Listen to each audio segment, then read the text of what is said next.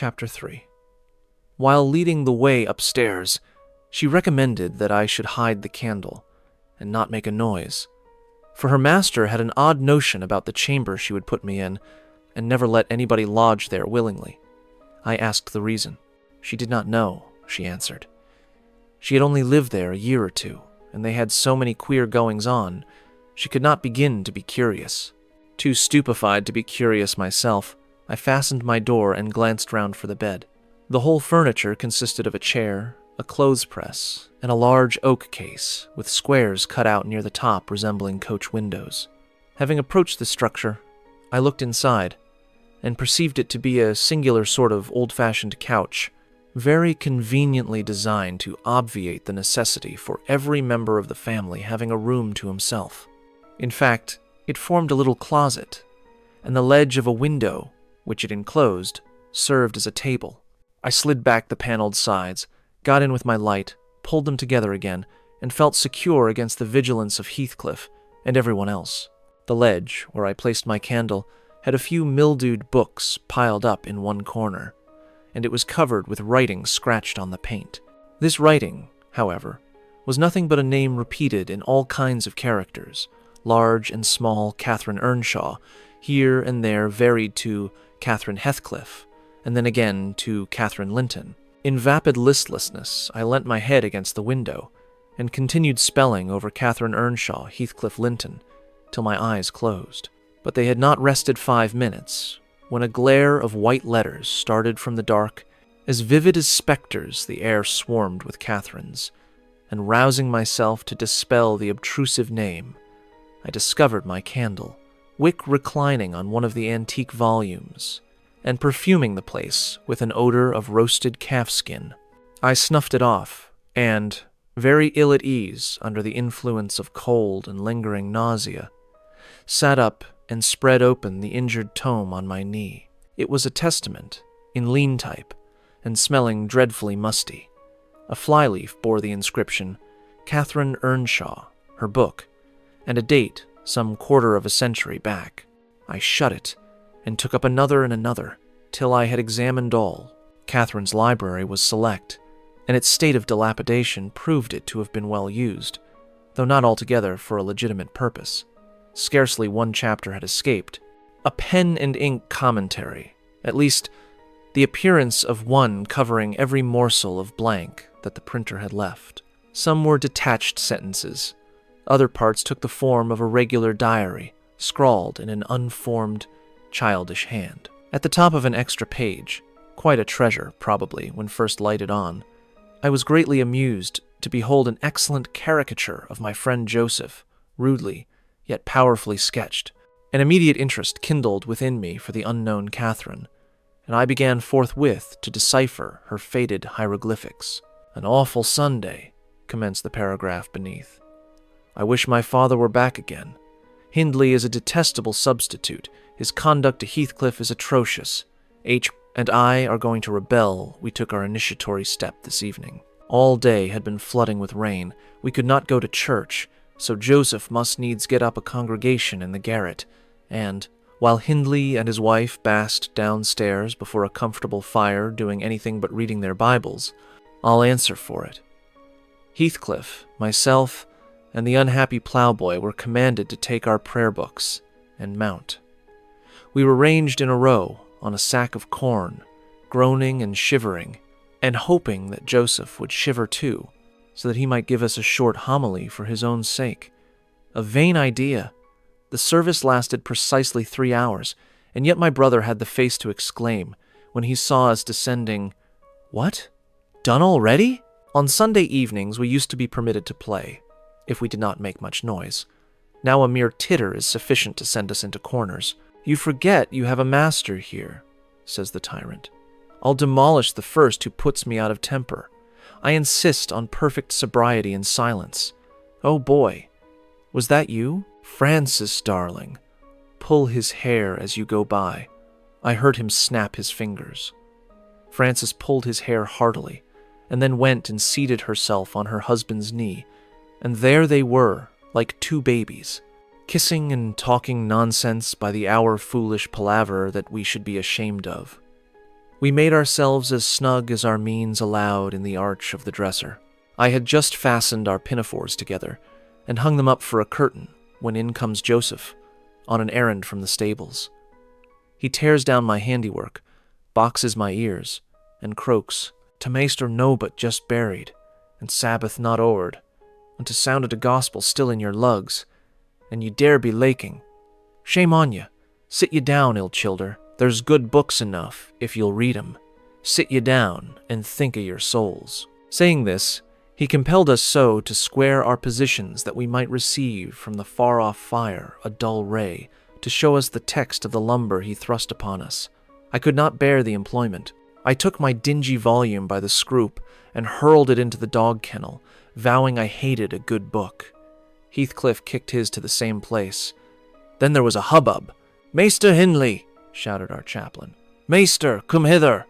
Miss Cathy's riven the back off the helmet of salvation, and Heathcliff's post his fit into the first part of the brood way to destruction. It's fair, Flaysome, that ye let him go on this gate. The oud man would ha' laced him properly, but he's gone." Hindley hurried up from his paradise on the hearth, and seizing one of us by the collar, and the other by the arm, hurled both into the back kitchen, where, Joseph asseverated, oud Nick would fetch us as sure as we were living, and, so comforted, we each sought a separate nook to await his advent.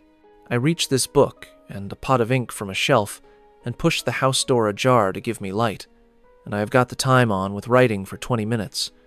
But my companion is impatient, and proposes that we should appropriate the dairywoman's cloak and have a scamper on the moors under its shelter. A pleasant suggestion, and then, if the surly old man come in, he may believe his prophecy verified.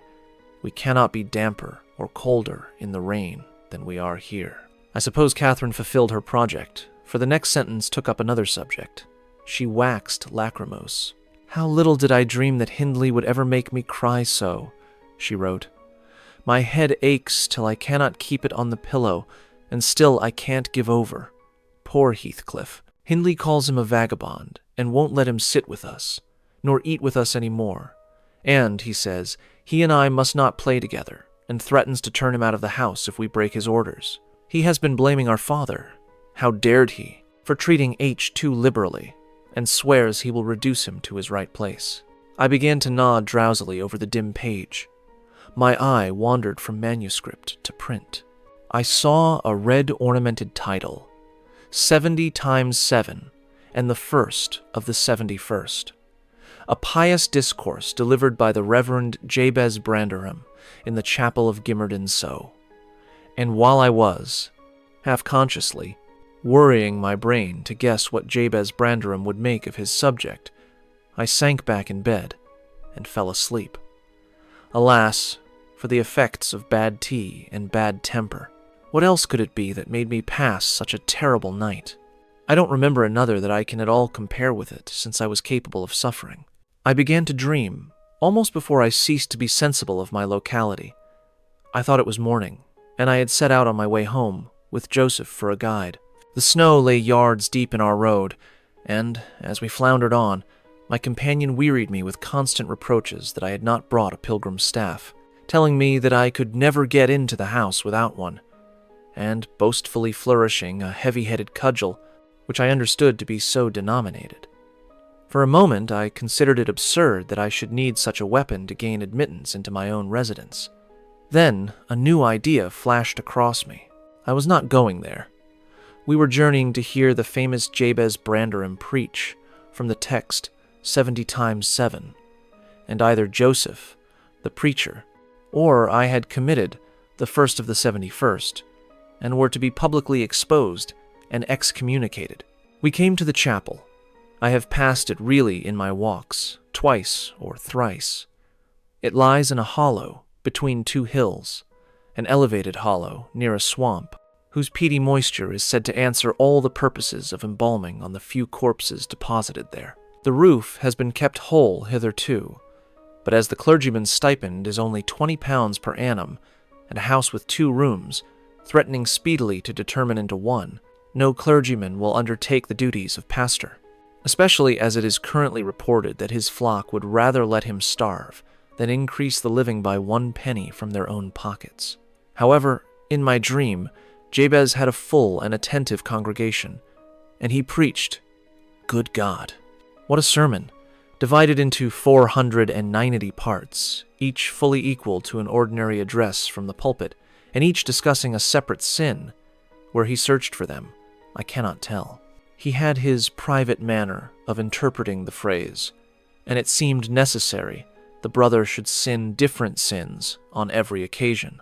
They were of the most curious character, odd transgressions that I never imagined previously. Oh, how weary I grow, how I writhed and yawned and nodded and revived, how I pinched and pricked myself and rubbed my eyes and stood up and sat down again and nudged Joseph to inform me if he would ever have done. I was condemned to hear all out. I obeyed so far as to quit the chamber.